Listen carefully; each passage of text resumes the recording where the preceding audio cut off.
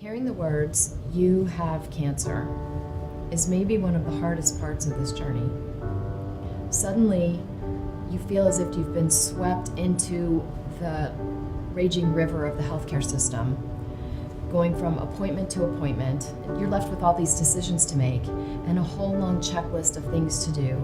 And greater than anything, you're scared.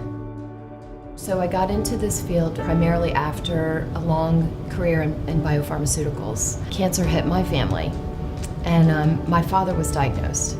And as I was walking through the journey with him and helping my own family and helping my dad, I just realized that there was a need for somebody to come along and help people through this.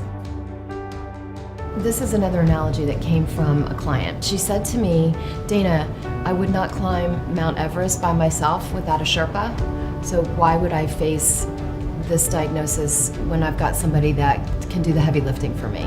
Cancer affects everyone differently, and everyone has a different reaction to a diagnosis. So the first thing I do is listen, but ultimately what my goal is to help the individual and the family take control of an out-of-control situation, gain some confidence, and find some peace in the process, and to alleviate a lot of the anxiety and fear that comes with a cancer diagnosis. To actually hear those words, "you have cancer," is like being dropped into a foreign country and you don't speak the language, and to have somebody like me come along where I do speak the language and I am familiar with the terrain and the geography, it makes the journey much more secure.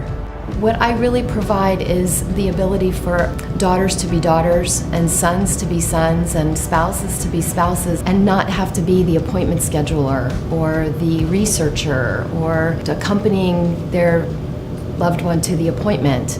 They can just be. They can just be who they are in the family and not have to take on this role of coordinator. You don't have to feel overwhelmed. And you don't have to carry the burden by yourself. Let me be the Sherpa. You don't have to do everything that the healthcare system is telling you to do. You can stop the boat. You can get off the raft and get out of the rapids and make some decisions for yourself. And I come alongside to help you to be able to make those decisions with confidence and with clarity. And then you get some control in a very out of control situation, and that's where you find your peace.